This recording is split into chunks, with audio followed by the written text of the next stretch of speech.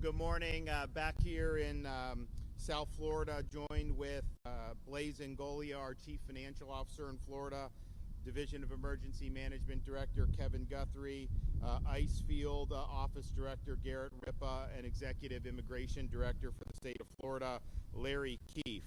As you've heard me say many times, 2024 election was a huge mandate from the American people to finally deal and put to bed the issue of illegal immigration once and for all. And part of that, of course, was the border security, but a lot of that was the reality that you had massive numbers of people that have come into this country illegally, and they needed to be repatriated to their home countries. And so we knew in Florida that this was something that was important to our state. We knew we had an opportunity to really make a difference, and so we decided to stand up. And that was nothing new for us. We were the first state to send people to help Texas when Biden opened the border back in 2021.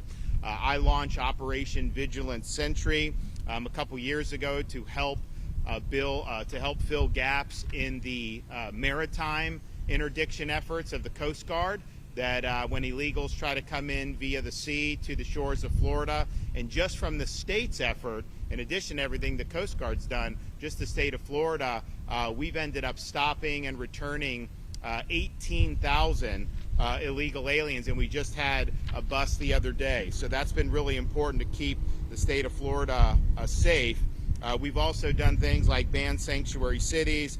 We've ensured that there are no ID cards, of course no driver's license, but any ID cards to illegals. We've increased penalties on illegals who operate motor vehicles. And so we're proud to have been a leader in that even before the Trump administration took in. But then when that happened, we sprung into action on our state agencies doing these 287G agreements with Department of Homeland Security.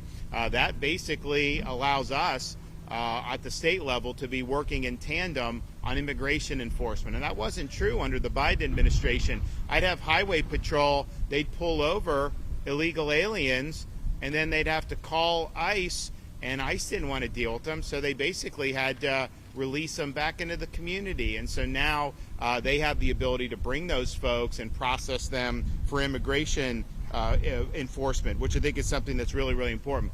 We, of course, called for a special session of the Florida legislature at the beginning of the year, saying, hey, this is our moment. This is what we all campaigned on. Let's get it done. And, you know, we had some pushback on that initially. I think some of these guys, they didn't want to follow through on their campaign promises. They even sent me a bill that would have made things like Alligator Alcatraz and Operation Vigilant Sentry illegal in the state of Florida.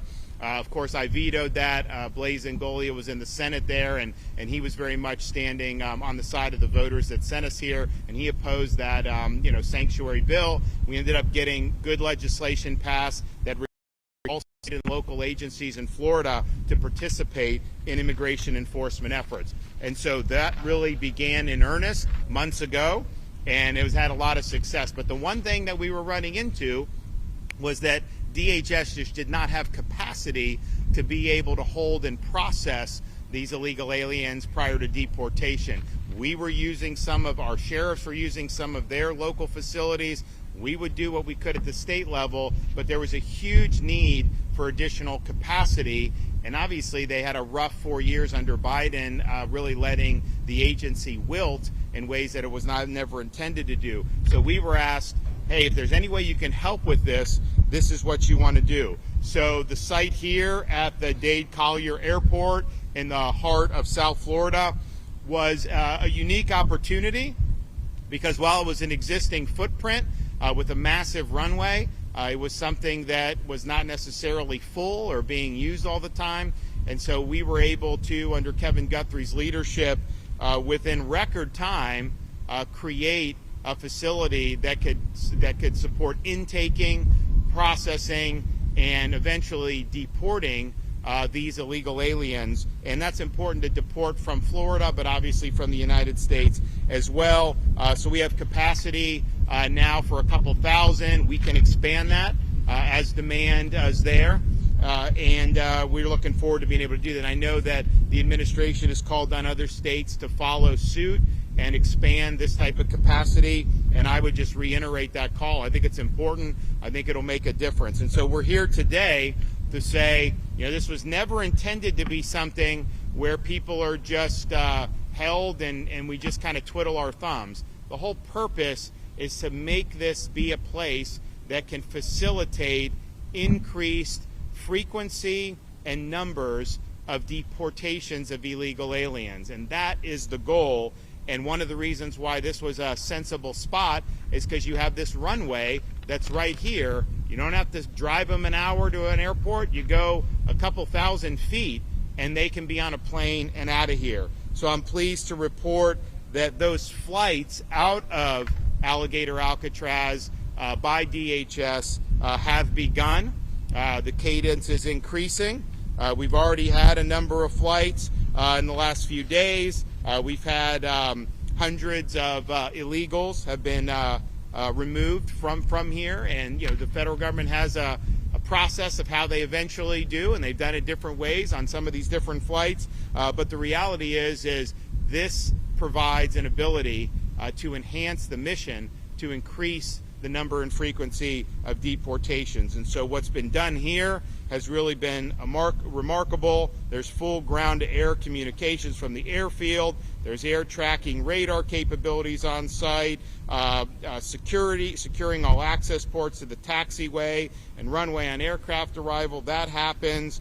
You got 5,000 gallons of jet fuel on site. You got runway lighting. You got everything you need to be able to do that. This airport is able to accept commercial-sized aircraft and conduct both day and nighttime operations. And so that's what it's all about, to be able to help process and remove folks that are legally in the state of Florida and in the United States of America. So we look forward to this cadence increasing.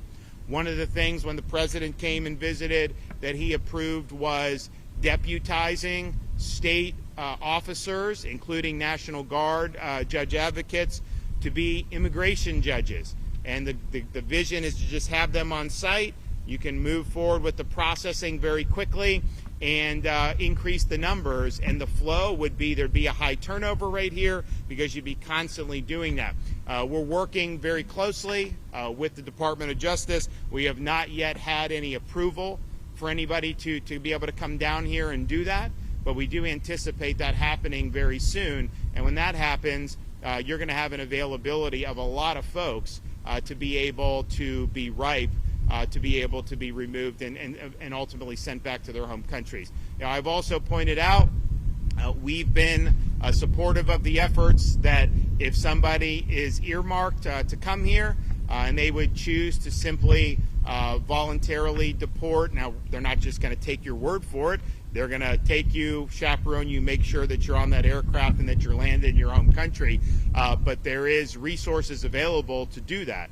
And I think that makes sense from a taxpayer perspective because it's cheaper to do it that way. It's also more efficient. So anybody that wants to take up on the offer can do it. We've had some people take up on the offer, and it's not just limited to Alligator Alcatraz. That's something that in any of these instances with immigration enforcement, that's a way to short circuit and ultimately get where we're trying to go anyways. So that is something that's a live possibility, and I hope more and more people avail themselves of that opportunity. I want to bring up folks here. I know Kevin Guthrie has done a lot of yeoman's work, both in setting up this facility, making sure it's being run professionally, but also debunking a lot of the nonsense that gets spewed out with some of the fake narratives that get put out, and he's done a really good job of doing that.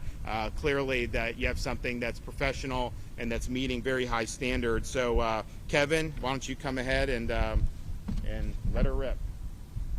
Thank you, Governor. Thank you for being here this morning. Thank Governor DeSantis for his leadership and dedication in doing what's right for the state of Florida and the United States of America. Florida has been able to act decisively and deliver results due to his ongoing support for law and order.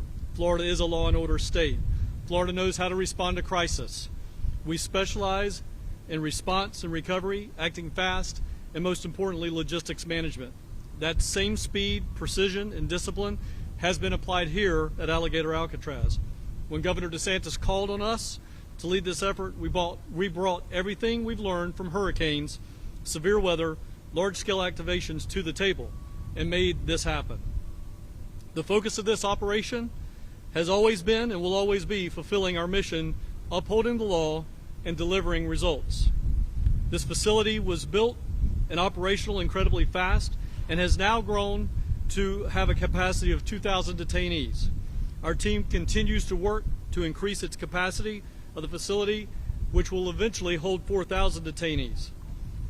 As our capacity increases, we continue to identify contingency plans to ensure we are ready for hurricane season.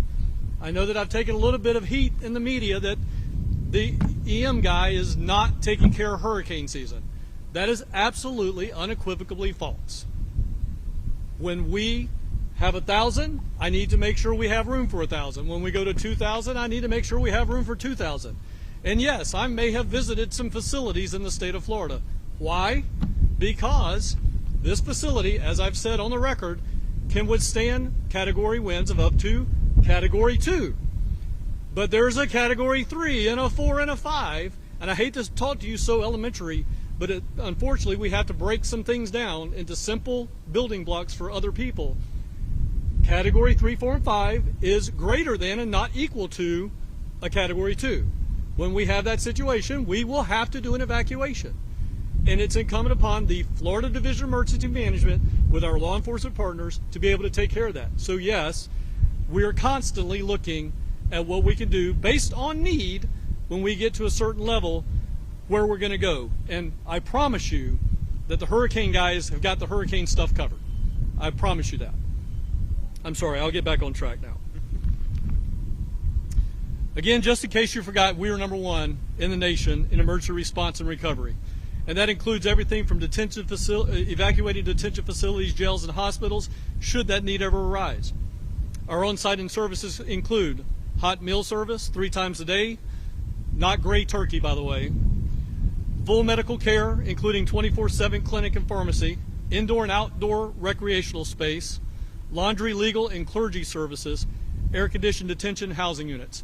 Again, I've said in the past, and I'll say again, either meet or exceed the higher standard, whatever that is, whether it's Florida standard or national standard, we meet or exceed the higher standard.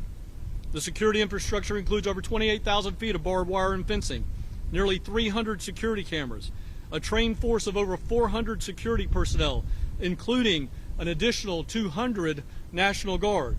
Additionally, this facility is surrounded by miles and miles and miles, I believe it's 39 square miles, of natural buffer, turning what was once just a taxiway that saw up to, this is another stat for you, up to over 100 flights a day as we have issues with the environment. All of a sudden, Governor is tearing up the environment. There were over 100 flights a day coming in and out of this facility. There's much less than 100 flights a day coming in and out of this facility now. With the airstrip infrastructure already in place, this location has made it even easier for us to coordinate deportation flights directly on site.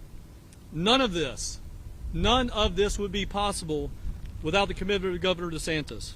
His proactive stance long before this project broke ground, coming up now 3 years, Florida will not be passive bystander when it comes to border security and public safety. This is what leadership looks like, ladies and gentlemen.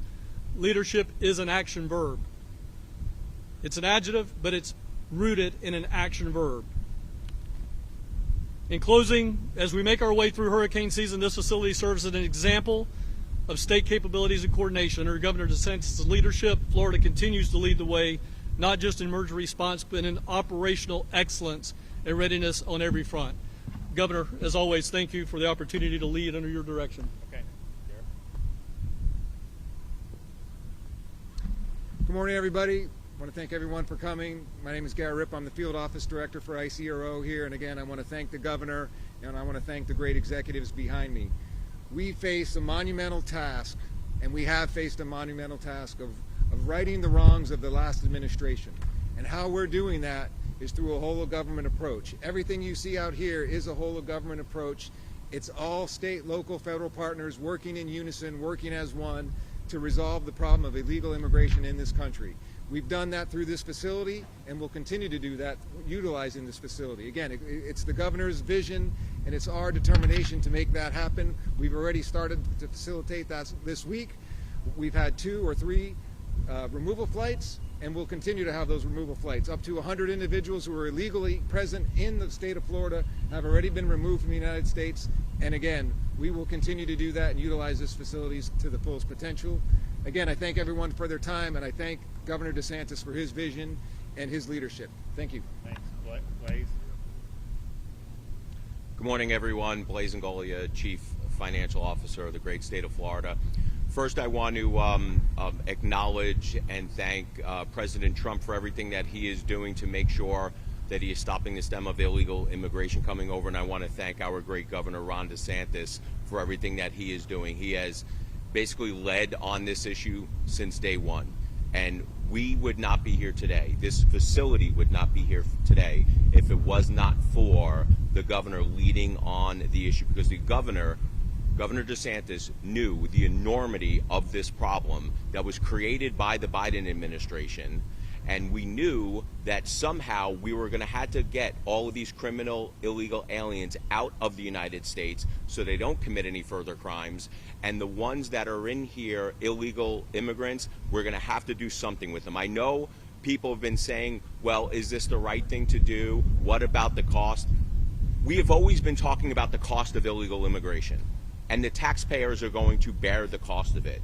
So I don't want to hear anyone from the left start talking about cost, because this wouldn't be here if we wouldn't have de facto open borders over the last 4 years under the previous administration, 4 years under Joe Biden. We are doing what is necessary. We are doing what is right to make sure that we stem and stop illegal immigration. This facility and what we are doing at the state and the national level should be a deterrent to make sure that illegals do not continue crossing over the border. I am not going to sit here and I'm not going to apologize for removing criminal illegal aliens from the United States, those who are harming our communities, effectuating drug trafficking, human trafficking, and ravaging our communities. I make no apologies for saying illegal immigration is a scourge on this country. It needs to stop. It needs to stop now. And if there's any illegal immigrant listening to my voice right now, self-deport. Use the app. We will get you home. Do not come here because you will be removed. If you want to come here legally. Come here the right way. Be part of our communities. We are not going to stand for illegal immigration anymore. Larry? My primary remarks today are going to be directed to the illegal aliens who are in Florida who have not yet been arrested but who will be arrested. But before I do so, and not just to say nice words to be polite, it's important to understand the significance of this whole thing. President Trump declared and wanted and ordered the largest mass deportation mission in history. That is what we're doing here. And what's very special and very unique about this point in time is you have the genius and mastery of a Kevin Guthrie and his team, and it is a team, it's not just him, at the Division of Emergency Management, who is the best in the world at doing things fast, with a sense of urgency, in an environment of high pressure and high stakes. And it's an honor to work with you and to work with your team. And what he brings to this, in addition to his skill set, is doing things with a sense of urgency. And that is a trait that I will say, Governor, with all due respect, is one that I know you value, and I value as well. Then we have combined with that, who I believe the person who has been chosen by the Department of Homeland Security to be the one that I joke with him and I say was sent to Florida to run all the federal immigration enforcement operations in Florida. I joke with him, they sent him to the best state, the state that's the most effective. The state could, quite frankly, do most things on its own. But that's not why. Why they sent Garrett Ripa here is because he is developing the blueprint or the prototype here in Florida, which the president was just in town here at this very location just a couple of weeks ago, declaring Florida the cutting edge, the best, the template, the example for other states to follow. So Garrett Ripa each day, 24/7, on the Guthrie timeline is working to bring this all together to make it happen, not so we can do high fives and declare victory in Florida, but to be a national leader under Governor DeSantis' leadership, along with President Trump, making this the template, the blueprint that can be scaled and replicated and be generative for the entire country. So now returning very quickly as I look to the illegal aliens who live in Florida, and I want to say this humanely and with respect, not in terms of finger pointing that this is going to happen and that's going to happen. You are still here. Implicit in that is the notion that you are aware of DHS Secretary Kristi Noem's CBP home platform. It's an option for you to self-deport, to have your flight home paid for, to receive $1,000 when you arrive back in your home country, and very importantly, for you to be eligible to return to this country in the ordinary course the right way, the lawful way. But it's critical to know, and not said enough in my opinion, is that if you put that off thinking you can take the risk and it might turn out well for you, you should think again. Because if you are arrested and you come to a place like Alligator Alcatraz, you are not eligible for CBP home. You're not eligible for that. Now, you may think that based on everything that you've seen or heard, that the tempo that you have seen the last 5 or 6 months is the way it is always going to be. I'm here today with some new information. That is not the case. There's two very, very significant things that you need to know about that. Here in Florida, we've been leading all the national numbers with regard to immigration arrests for months. And that is largely to the credit of the Florida Highway Patrol, who's had 1,800 Florida troopers out with their universal jurisdiction throughout Florida, not just on the highways, leading the country making arrests. Just within the last couple of days, the federal government has issued credentials to over 1,200 Florida sheriff deputies and over 650 FDLE agents and other state and local law enforcement agencies, to where we have more than doubled our capability and capacity to effect arrests. That tied together with us getting good, practicing, getting muscle memory and making things happen, I strongly suggest to you is it is a new day each day as we go forward now. Don't look back on where we've been. There will be a surge of arrests, and what you see here at Alligator Alcatraz and what's to follow on detention capacity will be here to meet that surge. The other thing, the last thing I want to say about this is that if you're thinking is that, well, it's not so bad if I get arrested, because you know, and you have seen, and we have all lived and seen the last 4 years of catch and release.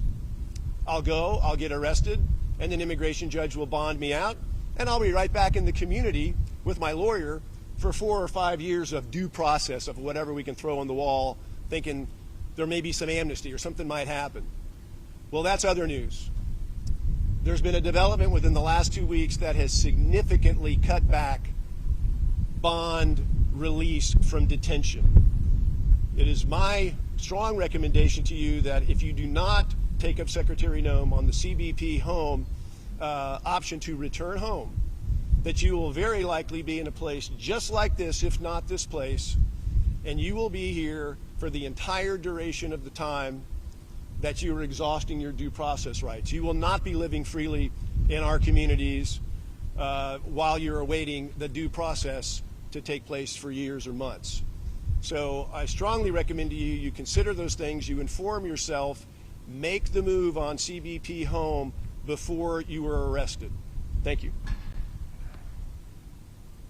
And so the flights are going. I think the cadence is going to increase. I think you're going to continue to see the numbers really go up dramatically. And then as there's demand, we can expand the footprint here to 3,000.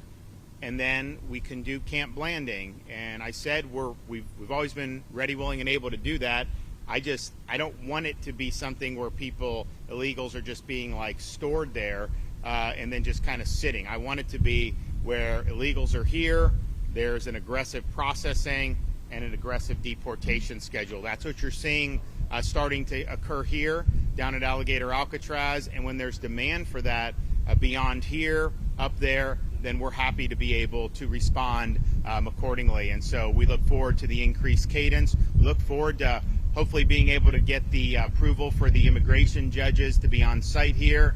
And we've offered different personnel that are doing. We're working through different issues because there are logistical issues involved. But President Trump was very clear. He wants to see a force multiplier with respect to the immigration adjudication process, and he wants to speed it up, and he wants Florida to play a role, and he wants the DOJ to approve a way forward there. So we stand ready, willing, and able to help with that, and it's all about just realizing the vision, fulfilling the mandate with what people want. They want the border secured, which has been done very well.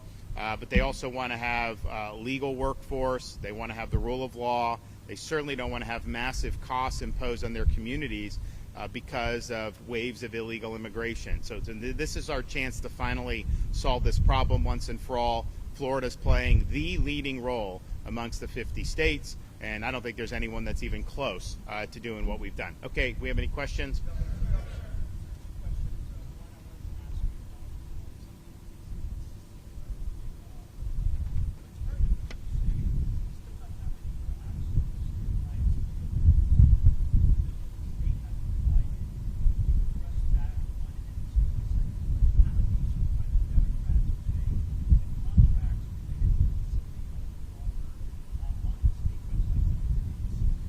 Well, I'll let Kevin address. You want to address the contract issue?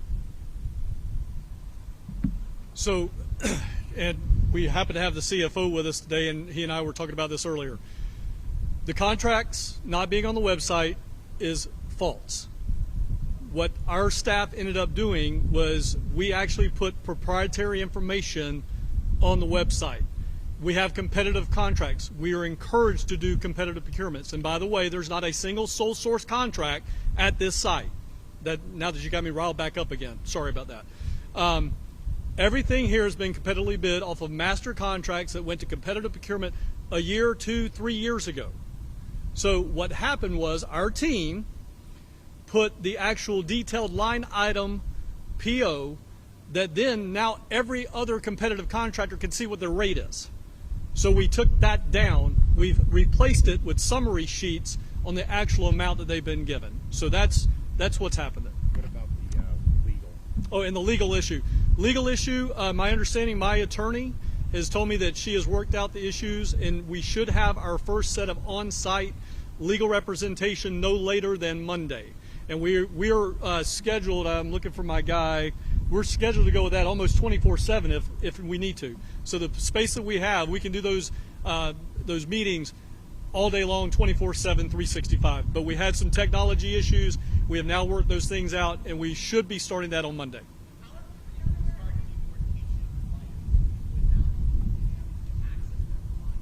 Some of the, remember, there's probably close to 800,000 illegal aliens that have already been ordered deported in this country.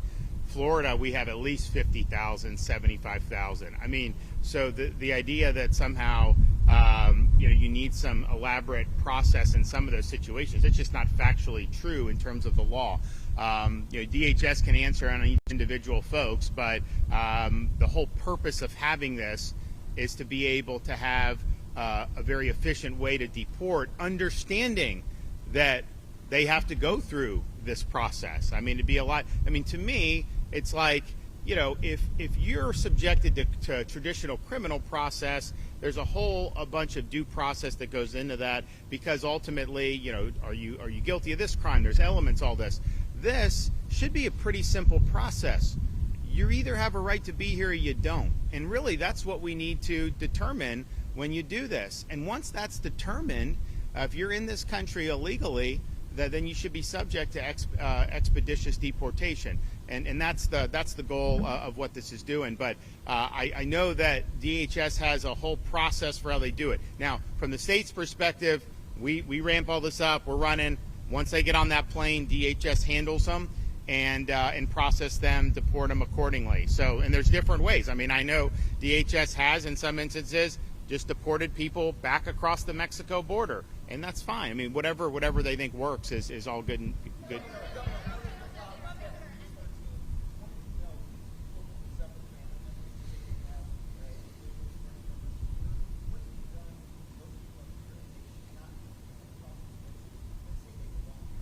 Well, I'll refer that to DHS in terms of how that I can tell you DHS is sending people who they actually absolutely believe are here illegally and are subject to deportation, right?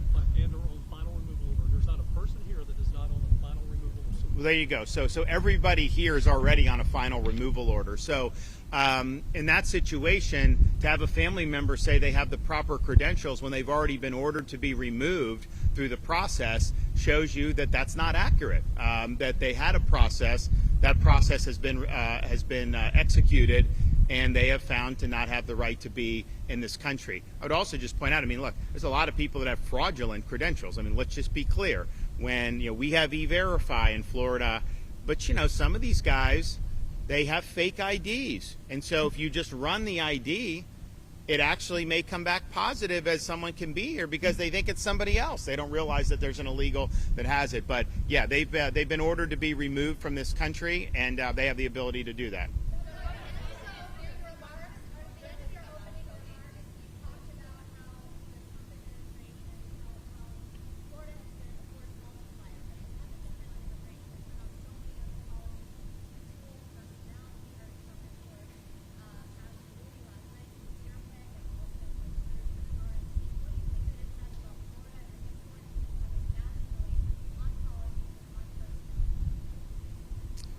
Well, I think the issue is Florida's led the way for years now.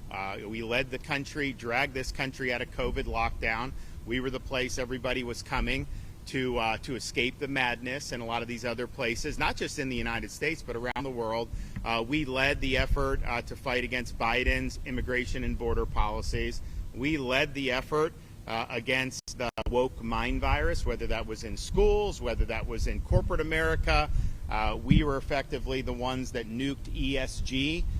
We were the first state to eliminate DE&I. Of course, we've been leading the way on economy 3 years in a row, ranked #1. So I think we've seen issues, we've addressed the issues, particularly when you have some of the far left that's really run amok in some of these places, and may run amok more in places like New York City if this guy gets elected to be mayor of New York. It's going to be huge fallout from that. So we've continued to lead, and I think the stuff that we were doing prior to the Trump administration taking office, these are the things that conservatives have wanted to see done for a long time. I mean, we've been complaining for 20 years about higher education going off the rails, and yet no one was doing anything about it. So we came in, and we've done that. We've really right-sized or course-corrected, I think, positively.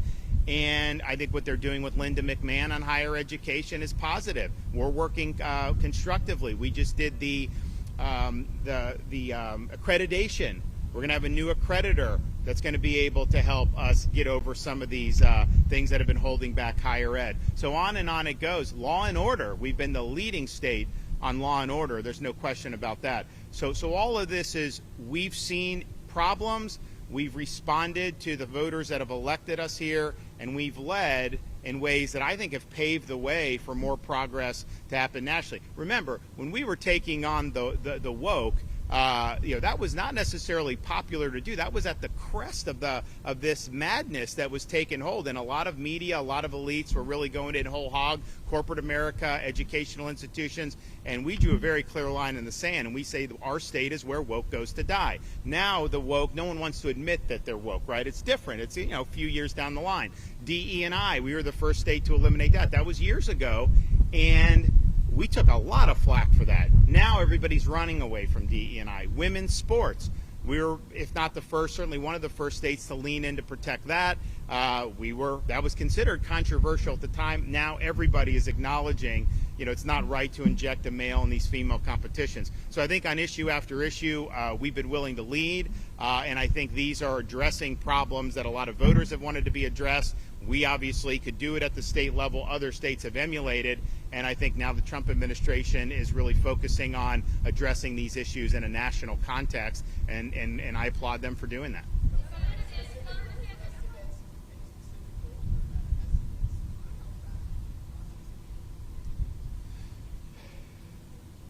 Well, if you think about it, I mean, we have 50, 70, 80,000 illegals that are on final orders of removal already in Florida at a minimum, right? And so, we would love to be able to get that cadence going very quickly to where we burn through that expeditiously. Then some of the others that are still going through some of the process, we want to be part of helping supplement that process with our personnel to be able to move that back quickly. But I mean, if you look at the numbers, I mean, obviously the deportations that have happened nationwide so far, and ICE has been understaffed, is not scratching the surface of what would need to be done to get to where you have the largest mass deportation in history, and where you're even just addressing the Biden people, right? So you got to increase that tempo. You have a limited amount of time to do it, and I think we've got to assume, we've got these 4 years under the Trump administration to really get the job done.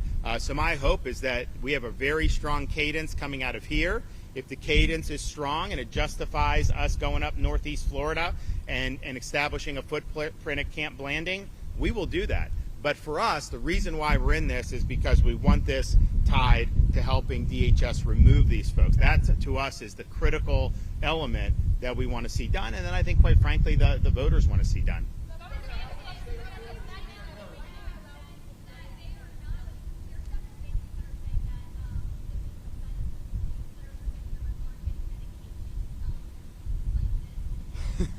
So I let Kevin, but I'm sure he's going to debunk it. I mean, I seriously, you have to ask yourself on some of this stuff, just the desire to create narratives, and these Democrat politicians parading down here and doing all this stuff. And I'm just thinking to myself, I've never seen one of you show up to comfort an angel mom who's lost a child because of illegal alien crime. I've never seen you raise any concern about the victims of illegal immigration. Not one time have I seen these Democrats caravan anywhere in this state, hold a press conference to be able to stand in solidarity with victims. I've never seen that. These are stunts that they're pulling because they're increasingly politically irrelevant in this state, and they're trying to latch on to whatever they can, to create phony narratives. But I will let Kevin address that. So again, simple answer, absolute crap. We have on this facility the ability of a full-fledged medical center with x-ray capability, sonogram capability, prescription med capability. When these individuals come here, and I'm glad you asked this question, again, we reiterate, everybody at this facility is on a final removal order. They have been in CBP, ICE, ERO, AMO custody for a while. It's not like they just came into custody last night. They have been underneath the federal government's health and medical arm. They get brought here. They come with what we call a face sheet that tells us everything that they're on. We have that medication on site. We have a medical doctor on site. We have nurse practitioners on site. We have RNs and a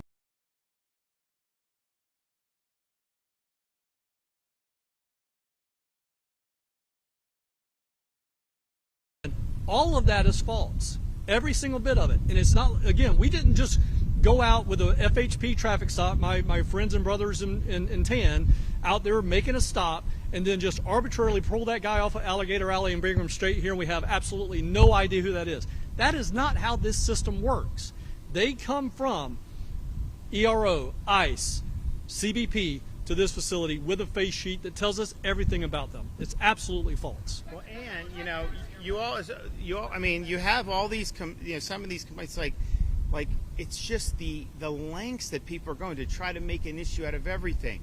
There was one report, one of the illegals said that his ham sandwich was cold, and I'm thinking to myself, you're entitled to toasted hoagies.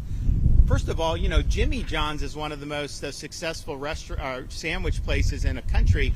They didn't have any toasted subs until very recently. They had only done cold subs, and it became a massive success, financial success. Now they do offer toasted subs. I don't think they do cheesesteaks. My kids like the cheesesteak from Jersey Mike's. But be that as it may, to say that the AC's on too much, it's too cold, or this or that. At some point it's like, good grief, just acknowledge the fact that what Kevin and these guys done has been a Herculean effort to get this up. that they are meeting or exceeding every state or federal standard, whichever is higher, and that this is, in fact, a force multiplier to be able to assist with the removal of illegal aliens from the country. And that's what it is. And so they've done a really good job on this. I don't even, when I see this stuff, I don't even have to ask him, because I know, like I know that there's that you're not being told the whole story. And I think it's also interesting that, you know, there's folks in particularly corporate media. You'll have a criminal alien ordered to be deported, has committed criminal offenses in addition to immigration, and he will just assert something, and that will be reported as fact with no corroboration. It's interesting. You would never say, if you know somebody that was on law enforcement just asserted, you would always ask questions and you would do that. But somehow, you know, with the criminal alien, you'll just accept that. And why? Because it fits the desired narrative. That's why people do it.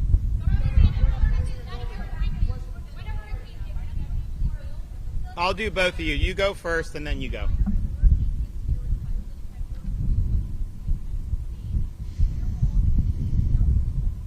It will depend on the path of the storm. So Kevin has contingency plans. You know, people are like, what happens if a hurricane hit? And I just think to myself, this ain't our first rodeo, okay? We know in Florida anything is susceptible to have to be evacuated.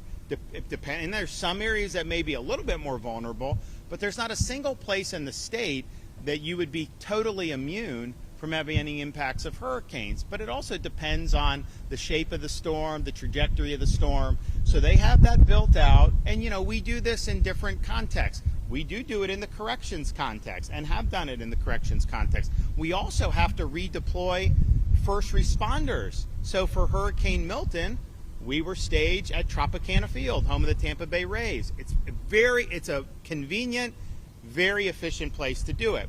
Well, Kevin's watching the storm, he's watching how it's coming, and he made the decision, we got to evacuate them out of there because we think it's going to be impacted by the storm. And of course it was. The roof got blown off, although the roof was supposed to withstand a little more than it did, so the roof got blown off. So those guys were strategically redeployed, and then they got on target just like it was. So that will happen. There'll be accommodations that will be made that's accordingly. This stuff, though, can withstand non-major hurricane, Cat 1, Cat 2. Doesn't mean you can't have it. Now, the more interior you are, you guys who've covered hurricanes know when it hits land, it does slow down. So if we have a hurricane that hits Southwest Florida as a weak Cat 3, by the time it gets here, maybe those winds would be sub Cat 2. I mean, these are judgments that will be made accordingly, and there will be preparations made. And I'll just echo something Kevin said, because DEM is overseeing this, that must mean that they're not doing the standard preparations for hurricanes. That's obviously ridiculous. You know, these are contracted folks.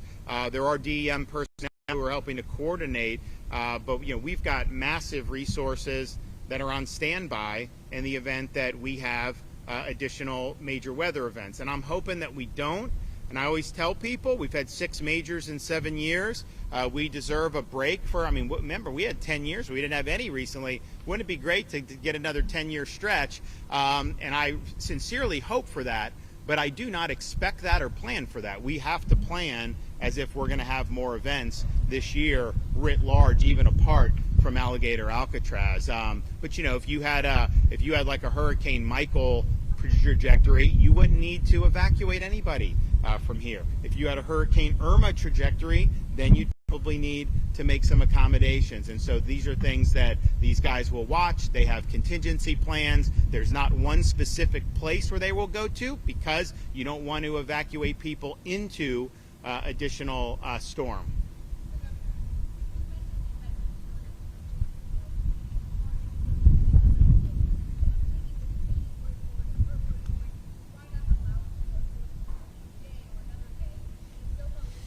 Well, they have done that. When the President of the United States was here, we had the White House press pool that was following us through all these facilities. You know, you've had different politicians that have come. Now, a lot of them have been posturing, but they have come. Here's the thing: this is not a spectacle, okay?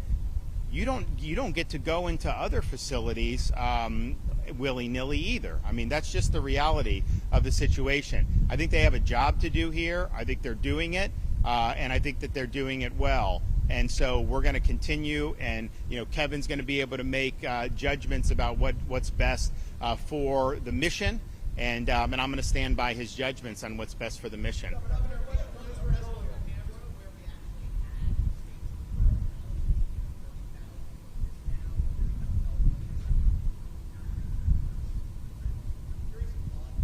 Okay, but I mean, respectfully, and where are you from? Okay.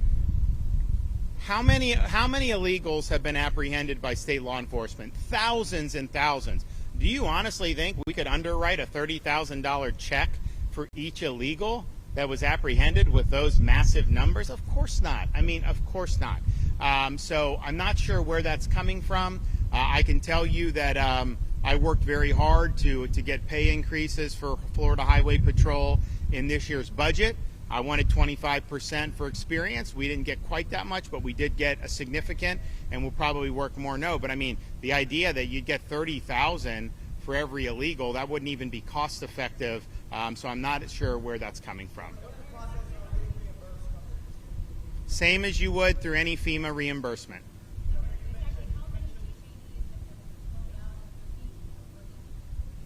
So there have been 100 full deportations just out of here. There have been many other hundreds who've been flown out of here.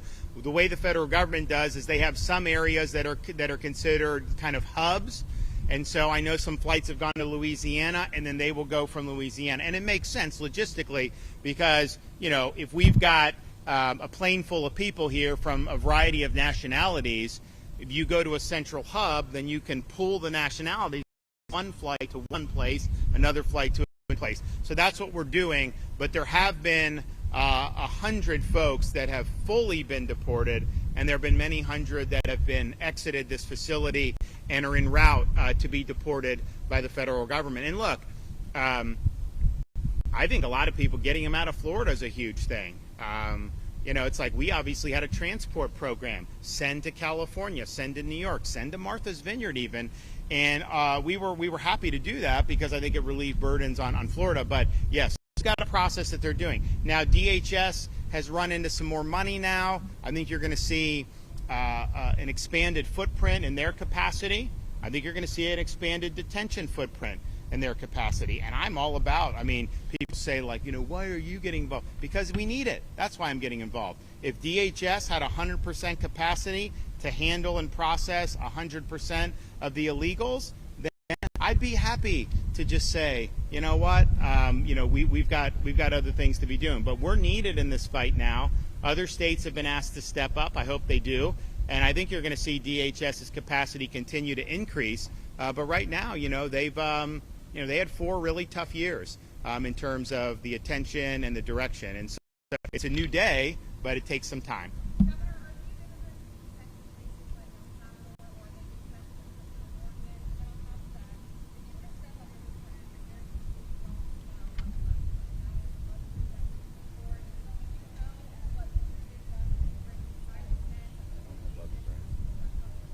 Well, one, I don't have bug spray on. I know people have it or what, but so on the deportation, look, that's a question for DHS. As I said, they've got processes that they go through. They can do a direct deportation from here. They can do to one of the hubs, and then the hub can take them. And I know that they have used El Salvador. I don't know that anyone from here has gone there yet. But so I just can't answer that. But I think DHS could answer that. Okay, who has a question? Who hasn't asked one? Yes, ma'am.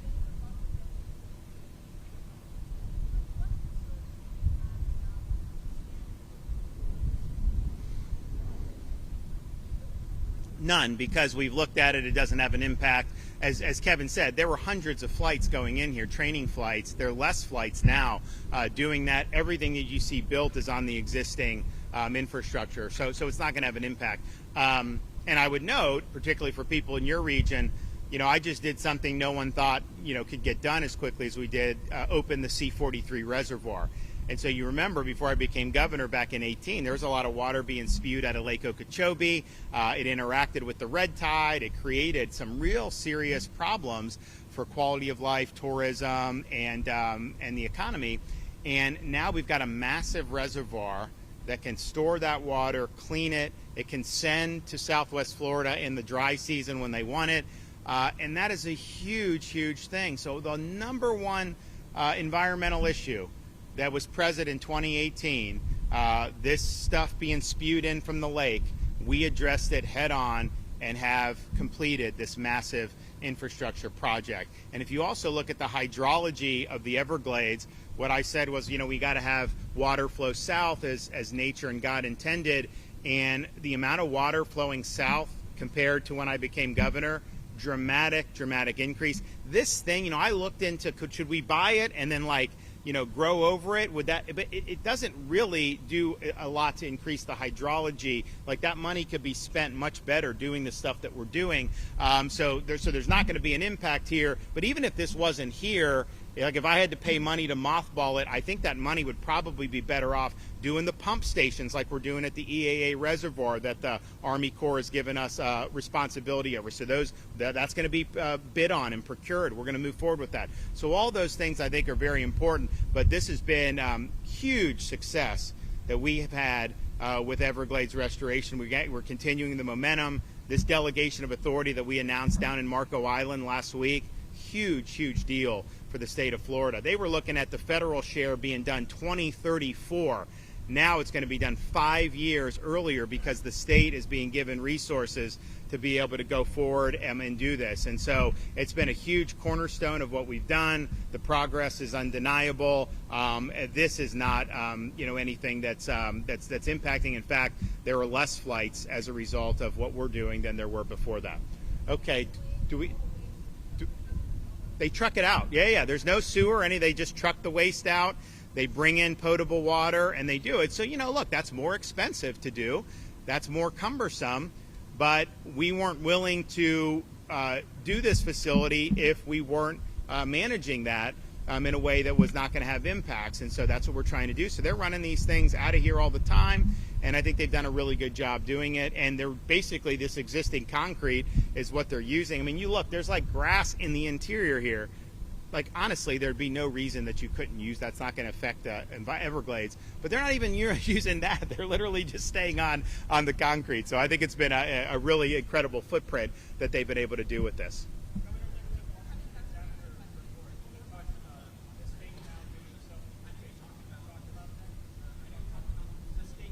Yeah. So the self-deportations is, obviously the feds are doing it. We're willing to do it as part of this FEMA reimbursement as well from here. Now that's got to be supervised because some of these people, we're not just going to hey, take a ticket. See, no, they're going to be escorted. They're going to do that. But and so we've done. How many have we done? We've done it not from here necessarily, but statewide. We've done it. 20-something. Yeah. We've done like 24 self-deportations that have been funded. But any self-deportation out of here, if we pay for the ticket, that is subject to FEMA reimbursement, we believe. So we're happy to do that. I think it saves money. Honestly, it saves the state money because there's a lot of burdens that get placed, when you have this many folks doing it. So we'll keep providing updates on this. I think you're going to see the cadence on these flights start to pick up. Obviously, honestly, to get to where we were at the beginning of this month and now have flights leaving already with a facility that's been built out, that's incredible. It's incredible work by Kevin Guthrie, incredible cooperation with DHS and the Trump administration.